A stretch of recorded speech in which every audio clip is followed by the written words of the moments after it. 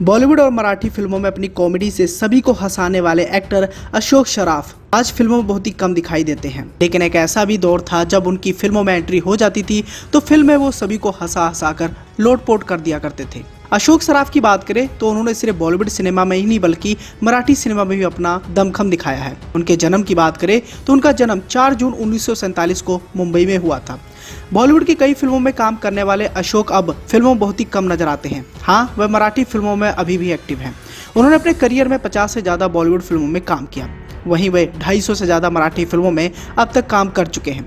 आपकी जानकारी के लिए बताना चाहेंगे कि अशोक ने सिर्फ फिल्मों में ही नहीं बल्कि टीवी शोज में भी काम किया है। उनका सबसे पॉपुलर सीरियल रहा है हम 5।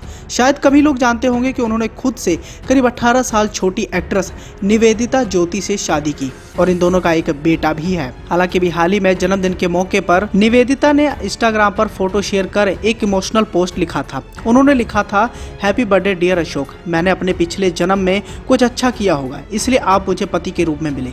आप मेरी ताकत है, मेरी चट्टान है, मेरे गुरु हैं, मेरे सबसे अच्छे दोस्त और मेरे माता पिता, मेरे सब कुछ है। आप एक बेहतरीन एक्टर और एक बेहतरीन इंसान हैं। यहाँ हम आपको इस बात की जानकारी देना चाहेंगे कि निवेदिता ने साल 1990 में गोवा में मंगेशी मंदिर में अशोक सराफ से शादी की। मंगेशी देवी और अशोक सराफ की कुल देवी हैं, इस कारण शादी की रस्में यहीं अदा की गई। बहुत ही कम लोगों को यह पता होगा कि इन दोनों में करीब 18 साल का अंतर है, लेकिन उम्र इनके लिए सिर्फ एक नंबर है। निवेदिता और अशोक सराफ पिछले कई दशकों से हैप्पी मैरिड लाइफ एंजॉय कर रहे हैं। दोनों ने कई मराठी फिल्मों में साथ में भी काम किया है। इन दोनों का एक बेटा है जिसका नाम अनिकेत है और वह प्रोफेशनल शेफ है। अशोक सराफ ने अपने एक्टिंग की शुरुआत ययाति आनी देवयानी नाम के एक प्ले से की थी। इसके बाद उन्होंने फिल्मों में और टीवी शोज की ओर रुख किया। वह अभी भी थिएटर से जुड़े हुए हैं। शायद कम ही लोग जानते होंगे कि अशोक की जिंदगी में 2 बार ऐसे मौके आए जब वो मरते मरते बचे थे। जब वे 50 साल के थे तो पहली बार उनका एक्सीडेंट हुआ था। ये कार एक्सीडेंट था। इस दौरान उनकी गर्दन पर काफी चोट आई थी और वो काफी सीरियस थे। उन्हें 6 महीने रेस्ट करना पड़ा था।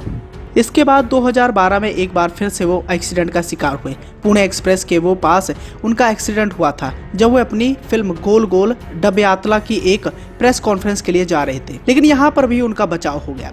आपकी जानकारी के लिए बताना चाहेंगे कि बॉलीवुड में 80 व 90 के दशक में ज़्यादा एक्टिव ये रहे और इस दौरान वो ज़्यादातर सलमान खान, शाहरुख खान और गोविंदा की फिल्मों में नजर आए। कहा तो ये भी जाता था कि उस दौरान अगर ये किसी भी हिंदी फिल्म में नजर आ जाते थे तो इस फिल्म की वो जान बन जाया करते थे और वो फिल्म हिट भी हो जाया करती थी। शायद उस दौर के तमाम निर्माता निर्देशक अशोक सराफ के अदाकारी के भी दीवाने हो गए थे और उन्हें अपनी फिल्मों में कास्ट भी करना चाहते थे। तभी तो 80 व 90 के दौर में बॉलीवुड की कई सारी फिल्मों में नजर आए, लेकिन धीरे धीरे उनका स्टारडम कम होता गया और आज वो बॉलीवुड फिल्म इंडस्ट्री से लगभग दूरी ही बनाए हुए हैं। हालांकि अजय देवगन स्टारर फिल्म सिंघम जो कि साल 2011 में रिलीज हुई थी, इस फिल्म में उन्होंने हेड कांस्टेबल का किरदार निभाया था और इनके इस किरदार को बड़े पर्दे पर लोगों ने पसंद भी किया। लेकिन इसके बाद हिंदी फिल्म में वो बहुत ही कम दिखाई दिए और आज वो मराठी फिल्मों से जुड़े हुए हैं। हालांकि कहा तो ये भी जाता है कि आने वाले समय में अगर हिंदी फिल्मों का उन्हें कोई ऑफर मिलता है तो वो शायद इस फिल्म में नजर आ सकते हैं।